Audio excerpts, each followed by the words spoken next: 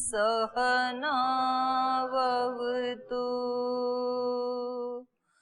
सहनौ भुनक्तु सह वीर्यं करवावहै तेजस्विनावधीतमस्तु मा विद्विषावहै।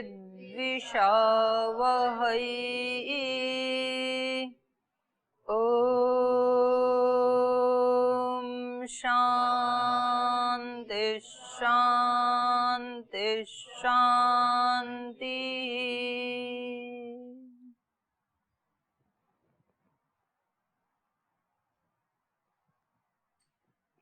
कल हमने पढ़ा था दैवी संपद विमोक्षाय निबंधाय आसुरीमता मां शुच संपदम दैवीम अभिजातोसी पांडव।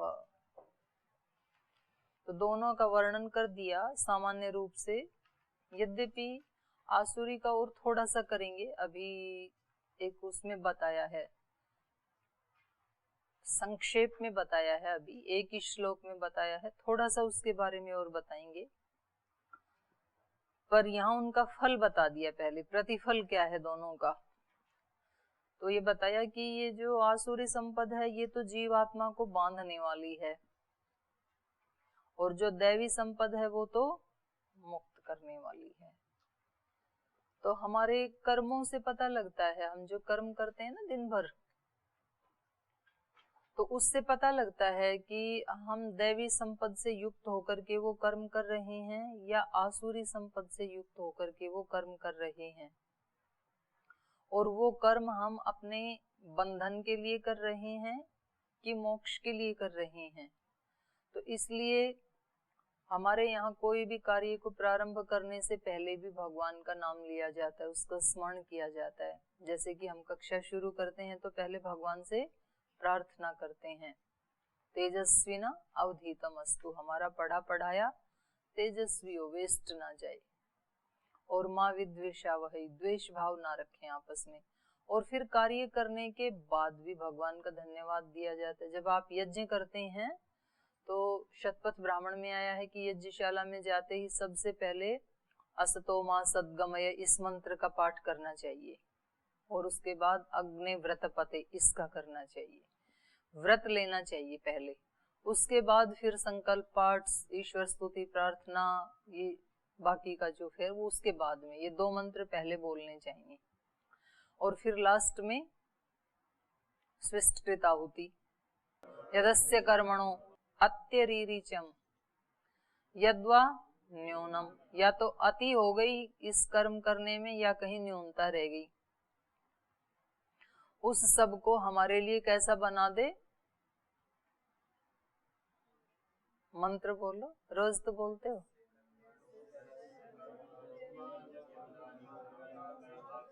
यद्वा न्यूनम इहा कर्म, यह जो ये कर्म किया इसमें जो अति हो गई या न्यून हो गया। अग्नि तत् स्विष्टकृत, अग्निस्तत् स्विष्टकृत, हे अग्नि तत् उस कर्म को स्विष्टकृत, अच्छे से किया हुआ ही मान लेना। आगे बोलो। आपके होठों में बोलेंगे तो मेरे को कैसे सुनेगा। अग्निस्तत् स्विष्टकृत विद्यात्, विद्यात् उसको जानना, स्विष्टकृत ही बना देना। सर्वम स्विष्टम सुहुतम करो तुम्हें, सब कुछ मेरे लिए कैसा कर दो, सुहुतम, अच्छी प्रकार से आहुत किया हुआ, अच्छी तरह से यजन किया हुआ। चाहे मैंने कोई अधिक आहुति दे दी, मतलब अतिक्रम कर दिया कहीं किसी कर्म में, या मैंने कोई न्यूनता रख ली, तो दो ही तरीके होते हैं ना किसी काम को बिगाड़ने के, या तो मर्यादा का अतिक्रमण कर दें। सब्जी को बिगाड़ने के दो ही तरीके हैं, या तो नमक ज्यादा डाल दो या तो कम डाल दो, तो दोनों में क्या हो जाएगी, उसमें न्यूनता हो जाएगी। तो चाहे मैंने कुछ अतिक्रमण कर दिया हो कर्मों का, या तो कहीं न्यूनता रह गई हो, हे अग्नि उसको तू सुहुति मान लेना। तो हम शुरू में भी प्रार्थना करते हैं, लास्ट में भी माफी मांगते हैं, कोई भूल चूक हुई हो तो माफ करना। किसी के यहाँ जाते हैं और जब वहां से विदाई लेते हैं तो क्या कहते हैं, तो कोई गलती हो गई हो तो माफ करना। यहाँ कोई ब्रह्मचारी रहते हैं और फिर जब यहाँ से जाते हैं तो जाते समय मिल के जाते हैं, तो जो हमारे रहते समय हमारे से कोई त्रुटि हो गई हो तो माफ करना। तो ये नियम है। तो जो देव होते हैं, जो अच्छे लोग होते हैं, वो कार्य को शुरू करने से पहले भी भगवान का स्मरण करते हैं कि भगवान जी ये कार्य अच्छा हो, आपकी सानिध्य में, आपकी देख रेख में, आपकी शरणागति में, आपकी आंखों के तले बैठ करके हम इसको करें। क्योंकि जब बड़े देख रहे होते हैं हमें, तो हम उस कार्य को सावधानी पूर्वक करते हैं, उसमें त्रुटि नहीं करते हैं। और ये कर्म फिर एक एक हमारे सुहृत होते होते फिर शाम तक क्या हो जाता है, दैवी संपद, हम अपना अच्छा भाग्य लिख देते हैं उस दिन का। तो उसका क्या फल मिलेगा, इसलिए बुरे कर्म से अच्छे कर्म में कन्वर्ट करना है। जो हम आसुरी संपद से युक्त होकर के कर्म कर रहे थे, हिंसा से युक्त होकर के, गुस्से से युक्त होकर के और कठोरता से युक्त होकर के जो कर्म कर रहे थे, अज्ञान से युक्त होकर के कर रहे थे, पहले तो उनको अहिंसा से युक्त होकर के, प्रीति से युक्त होकर के, सेवा भाव से युक्त होकर के, पहले तो उसमें लाओ, अक्लिष्ट वृत्ति से अक्लिष्ट वृत्ति। तो दुष्ट कर्म से शुभ कर्म और शुभ कर्म से दिव्य कर्म। तो ये हमें खुद ही चेकिंग करनी है कि ये जो पाठ अभी पढ़ रहे हैं या पढ़ा रहे हैं, ये कौन सी कोटि का है, दुष्ट कोटि का तो है नहीं, तो है तो पुण्य कोटि का। अब पुण्य कोटि से दिव्य कोटि में कैसे कन्वर्ट किया जाए, तो उसका प्रयास। ये एक उदाहरण है। ऐसे सुबह से शाम तक के जितने भी हमारे कार्य हैं, तो ये मैंने आज के जो कर्म किए, ये मैंने अपने बंधन के लिए बना दिए या मोक्ष के लिए बना दिए, ये अपनी चेकिंग खुद करनी है। हम ही बनाते हैं, अपने बंधन का इंतजाम भी हम ही करते हैं और मोक्ष का इंतजाम भी हम ही करते हैं, हम स्वयं ही करते हैं। और कब करते हैं, सब कर्म करते हुए ही करते हैं। तो इसलिए काम करते समय ज्यादा जागरूक रहने की आवश्यकता है। जितने जागरूक व्यक्ति संध्या उपासना में, भगवान की पूजा भक्ति करने में रहता है, उससे भी कहीं ज्यादा जागरूक काम करते समय रहने की आवश्यकता है। तो एक बार जागरूकता पूर्वक काम करने की आदत बन गई, प्रयास पूर्वक शुरू में करना पड़ता है, उसके बाद फिर आदत बन जाती है, तो फिर काम हमारा बहुत हल्का हो जाता है। ये बहुत बड़ी उपलब्धि हो जाएगी यदि हमने कर्म ठीक से करना सीख लिया ना, तो ये जीवन की बहुत बड़ी उपलब्धि है, बहुत ही बड़ी उपलब्धि है। करोड़ों रुपए कमाने से भी ज्यादा बड़ी उपलब्धि है ये, जो हम अपने कार्य को सलीके से करना सीख लें। सलीके से मतलब योगस्थ है कुरु कर्माणि, योगस्थ होकर के करना सीख लें, योग में स्थित होकर के करना सीख लें। और नहीं तो हम दिन भर अपने कई सारे कर्म ऐसे कर लेते हैं जो हमें बांधने वाले हैं, अपने ही हाथों से अपना बंधन तैयार कर देते हैं कि ये रस्सी है और ये हमें बांध ले। और कभी कभी तो खूब अच्छी सी तगड़ी सी रस्सी बना देते हैं जो टूटे भी ना, ऐसी भी बनाते हैं, खुद ही बनाते हैं। तो ये हम पढ़ रहे थे, तो कल के पाठ से कोई प्रश्न हो तो पूछ लीजिए, फिर आगे चलते हैं। ओम दीदी जी, जो कल विजय रथ में कहा था आपने, रावण रथी विरत रघुवीरा, देख भीषण वही अधीरा, अधिक प्रीति मन भा संदेहा, बंद चरण का सहित संदेहा। जो अधिक प्रीत मन भा संदेहा कहा है, तो इसमें मुझे संदेह हो गया। अच्छा, हाँ, संदेह में संदेह। जैसे उत्तरकांड में एक चौपाई कही है कि जाने बिन होए प्रतीति, और बिन प्रतीत होत न प्रीति, प्रीत बिना ने भगत दृढ़ाई, जिम खगपति जल के चिकनाई। तो मैं तो पहली बार सुन रही हूँ, मैंने नहीं पढ़ा है मानस। तो उसमें दीदी ऐसा कहा है उन्होंने कि जाने बिन, उनकी सामर्थ्य शक्ति को जाने बिना उनसे प्रीति नहीं हो सकती, विश्वास नहीं हो सकता, और जब विश्वास नहीं होगा तो प्रीति नहीं होगी। तो आपका ये कहना है कि सामर्थ्य को तो पहले ही जान लिया था विभीषण ने, श्री राम की सामर्थ्य को तो, और अब मतलब उनको क्यों संदेह हो रहा है? जी, और रावण से भी यही कह के आए थे, तात राम नए नर भूपाला, भुवनेश्वर कालों कर काला, वो कालों के काल हैं। तो फिर यहाँ ऐसा क्यों कह रहे हैं, उनको क्यों हो संदेह हो गया? जाते हैं प्रीति में कभी कभी। अब जैसे हम सब श्रद्धेय स्वामी जी महाराज की, पूज्याचार्य जी की शक्ति को, सामर्थ्य को, उनके कर्तृत्व को देख के तो यहाँ आए कि हमारा पूरा जीवन आपकी सेवा में समर्पित, ये जीवन भगवान के लिए, ये जीवन राष्ट्र के लिए, ये जीवन गुरु के लिए फैसला कर लिया। फिर भी कभी कभी, जैसे मैं अपना ही बता रही हूँ, कभी कभी स्वामी जी वो स्टेज के ऊपर हाथों के बल खड़े होते हैं ना, तो कभी कभी मन में डर लगता है ये कभी मतलब गिर ना जाए, ऐसे एकदम से खड़े हो जाते हैं। थोड़ा तो शांति से खड़े हो, खड़ा होना है तो बात करते करते और एकदम से हाथ ऐसे करके खड़े हो जाते हैं। तो क्या सामर्थ्य के ऊपर डाउट नहीं है, फिर भी प्रीति के कारण ऐसे लगता है कि कहीं कुछ गड़बड़ ना हो जाए। कभी किसी भारी भरकम वो पहलवानों को उठा लेते हैं तो डर लगता है कि कहीं कोई कमर में झटका उटका चणक ना चली जाए कहीं, क्योंकि लोग तो तैयार ही बैठे रहते हैं, वो बिना हुए ही कहते रहते हैं अभी बाबा जी का घुटने का ऑपरेशन पूरा सफल हो गया, और फिर फोटो डाल देते हैं वो अनशन वाली। कभी बोलते हैं कि पेट का ऑपरेशन बिल्कुल सफल हो गया, वहां करवाया विदेश में, तो वो बिना किए ही कहते रहते हैं, और कहीं कोई चणक उणक चली गई तो जीना मुश्किल कर देंगे फिर। तो ऐसा ही है इनका भी कि आप कैसे जीतेंगे इसको। तो आत्मा में संदेह नहीं था, मन में आ जाता है कभी। और तो नहीं है किसी का कोई प्रश्न? ओम दीदी प्रणाम। दीदी पीछे से है थोड़ा सा। हाँ, थोड़ा पीछे से पूछ लो। कोई बहुत पीछे से। कोई बात नहीं, पूछ लो आप।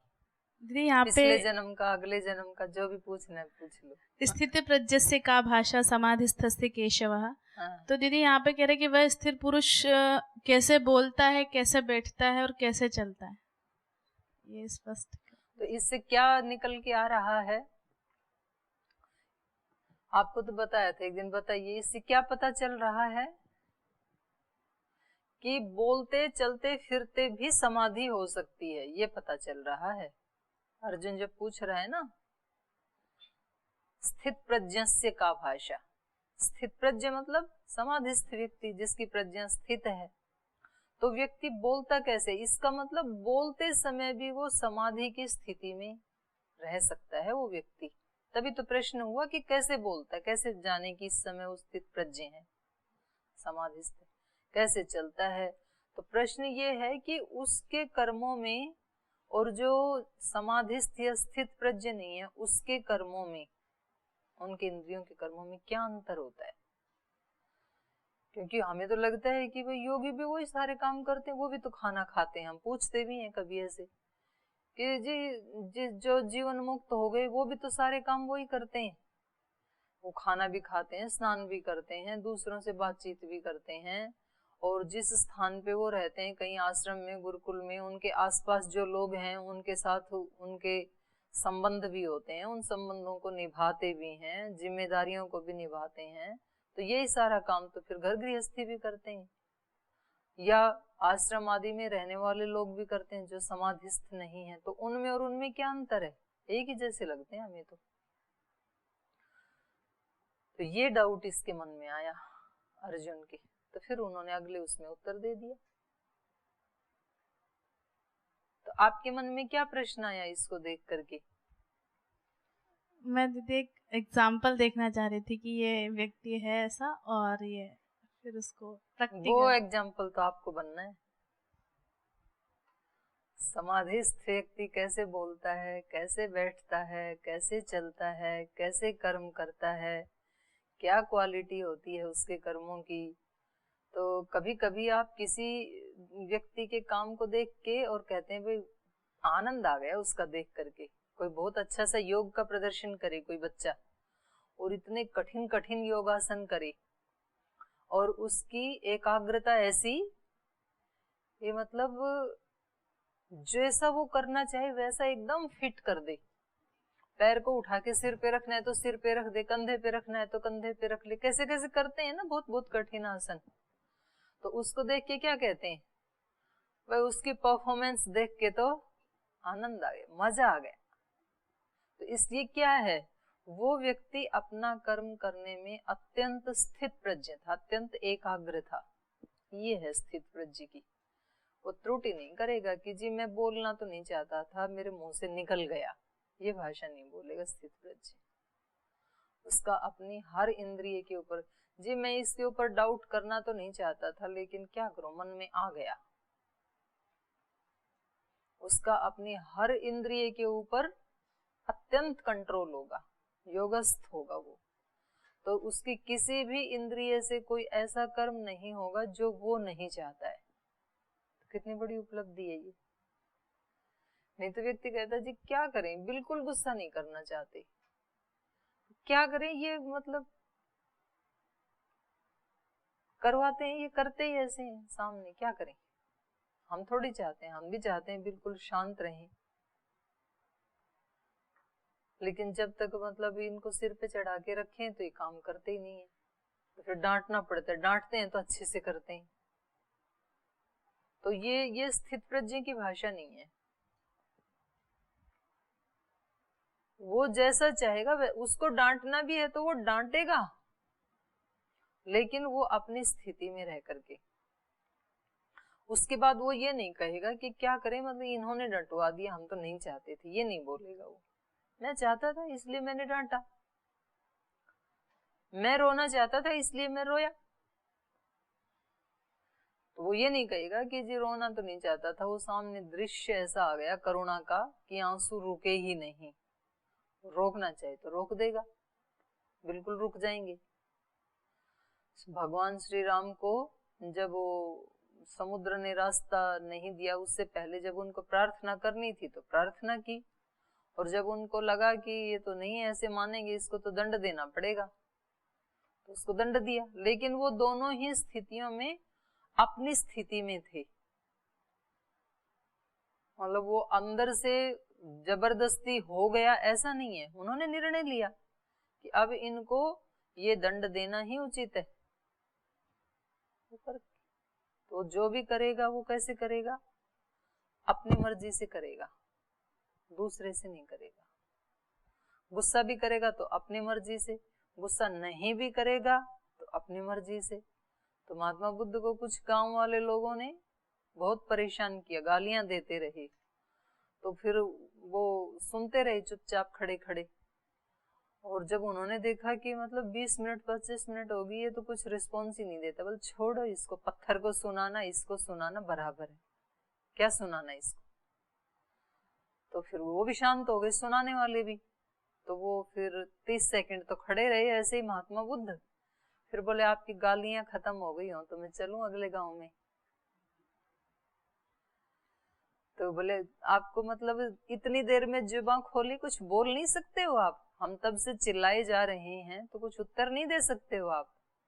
बोले वो तो मेरी अपनी मर्जी के ऊपर है, मैं जब चाहता हूँ तब देता हूँ, आपसे थोड़े ना, मैं कोई, मेरा रिमोट आपके हाथ में थोड़ी है कि जब दबाओ तब चालू हो जाऊं।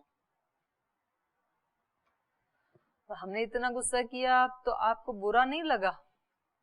बोलो तो मैंने लिया ही नहीं, आप जो दे रहे थे वो लेने में तो मेरी मर्जी है ना, मैं लूं या ना लूं, तो मैंने नहीं लिया। तो आपका आपके पास ही है या इधर उधर कहीं पड़ा होगा, बटोर लो अपना, मैंने नहीं लिया। तो ये स्थित प्रज्ञ की भाषा है। बाहर से उसको जो लेना है वो लेता है, अपने वहां से उसको जो देना है वो देता है। दीदी वो क्रियाएं तो सारी मतलब सामान्य व्यक्ति की तरह करता है, तो फिर उसको पहचानेंगे कैसे? मान लो हमारे बीच में कोई हो तो फिर हम कैसे पहचानें? नहीं, अपने को दूसरे की पहचाने या ना पहचाने, खुद को बनना है। पर मान लो दूसरे को पहचान भी लोगे आप तो आपको क्या फायदा होगा? उसकी संगति में रहेंगे ना दीदी ज्यादा। और उस संगति तो उससे भी बड़ा परमात्मा की संगति में है हम नित्य निरंतर। स्थित प्रज्ञ से भी बड़ा कौन है? ब्रह्म। तो हम निरंतर उसकी संगति में हैं, ये शाश्वत सत्य है, ये ध्रुव सत्य है, ये अटल सत्य है ये। तो जैसे हम सोच रहे हैं कि भाई उसकी संगति में रह करके हमें बहुत प्रेरणा मिलेगी, ऐसे हमेशा ईश्वर की संगति में अपने आप को हम महसूस करें कि वो है ना मेरे साथ। और उसको आप किसी भी रूप में आप उसको कल्पित कर सकते हो।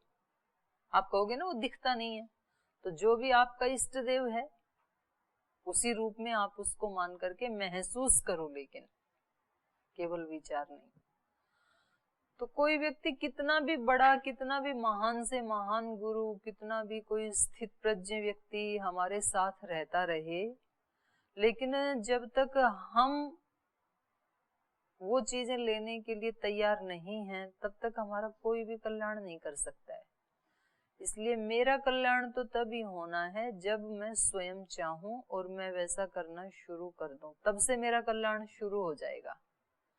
और यदि भगवान सोचेंगे कि इसको किसी स्थित प्रज्ञ व्यक्ति की आवश्यकता है, तो वो किसी को हमारे पास भेज भी देंगे, उनकी अपनी व्यवस्था है, वो मिल जाएगा।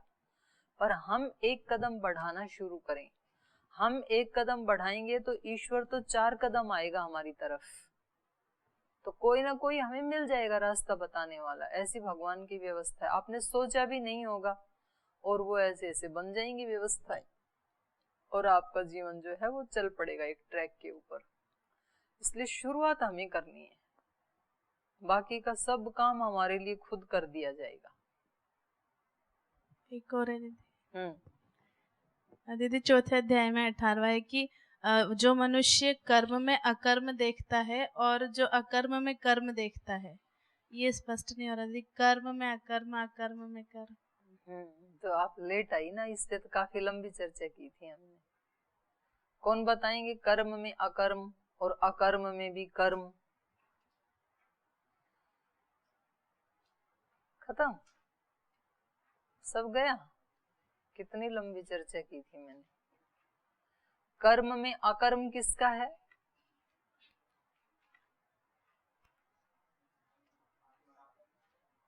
कर्म में अकर्म मैंने बताया था सूर्य का, माँ का। जैसे माँ बच्चे की अभी अभी तो पिटाई कर रही थी, और अभी थोड़ी देर के बाद वो जैसे बाहर गया पड़ोसिन के वहां और उसको डांट रही थी, बिल्कुल नालायक हो गया, बिल्कुल कहना नहीं मानता है, बिल्कुल जिद्दी हो गया है ये बच्चा। तो उसकी पिटाई भी कर दी और रोता रोता बाहर गया, और उधर कोई बच्चा खेल रहा था, उसके साथ उसका झगड़ा हो गया। वो पड़ोसन आई, उसने इस वाले बच्चे को भी एक थप्पड़ लगा दिया। बोलिए बच्चा बड़ा जिद्दी हो गया है, कहना ही नहीं मानता है। और माँ को सुना कि ये तो मेरे वाले बच्चे को डांट रही है, तो जाके अपने वाले बच्चे को तो उठाती है, उसके साथ झगड़ा करती है। तो इससे माँ से कोई पूछो कि अभी अभी आप क्यों इसको डांट रही थी, आप भी तो यही बोल रही थी ना। मैंने कब बोला? मेरा तो बहुत भोला है मेरा बच्चा, तो इसको तो कुछ पता ही नहीं है, बहुत सीधा है ये तो, इसको तो कोई भी ठग लेगा, इतना ये तो क्यूट है। मतलब फिर उसके ढेर लगा देती है बड़ाइयों के। तो इसने ये जो कर्म किया था, ये करके भी क्या भूल गई है कि मैंने इसको अभी डांटा था या पीटा था? तुरंत उतना ही प्रेम करती है ना। तो ये क्या है? कर्म में भी अकर्म। कर्म तो किया, लेकिन उसका कोई संस्कार नहीं बनने दिया। जो बच्चे को डांटा था या पीटा था या समझाया था, उसका कोई संस्कार नहीं। जैसे पानी पे लकीर बनाई, ऐसा है। थोड़ी देर के बाद सब भूल जाती, वही प्रीति उसकी, ये मेरा अंश है, ये मेरा ही प्रतिरूप है, ऐसे मानती है माँ। ऐसे ही गुरुजन करते हैं, और ऐसे ही सूर्य करता है। सारी सृष्टि के कर्म कब होते हैं? जब सूर्योदय होता है तब। रात्रि में कोई कर्म नहीं होते, सब शांति से लेटे रहते हैं। पशु भी सोए होते हैं, पक्षी भी अपने घोंसले में शांति से बैठे रहते हैं रात्रि में, और फूल पुष्प वो भी शांति से ऐसे खड़े रहते हैं, वृक्ष भी। और जैसे ही 5 बजते हैं, 5:30 6 बजते हैं, तो पक्षी भी घूमने लगते हैं आकाश में, फिर हवा भी चलने लगती है, फिर फूल भी धीरे धीरे कली को तोड़ के खिलने लगते हैं, मनुष्य भी उठ करके अपने नित्य कर्मों में लगते हैं। तो ये पूरा संसार जो क्रियावान हो गया, ये किससे हुआ? सूर्य से हुआ। लेकिन सारी सृष्टि के कर्म एक दृष्टि से देखें तो कौन कर रहा है? सूर्य कर रहा है। लेकिन तो भी वो किसी के कर्म का फल भोगता नहीं है, कोई सुख दुख उसको नहीं है। तो सारा कर्म करके भी वो कैसे है? अकर्म जैसे। तो कर्म में अकर्म और अकर्म में भी कर्म। सूर्य कुछ भी नहीं कर रहा है, ये अकर्म है उसका, तो भी ये सारी सृष्टि के कर्म उसी के ही हैं, तो ये कर्म भी है। तो ऐसे व्यक्ति काम करता है। जैसे यहाँ पतंजलि योगपीठ में जो भी कर्म हो रहे हैं, तो उसके आधार में कौन है, केंद्र में कौन है? महाराज जी, आचार्य जी।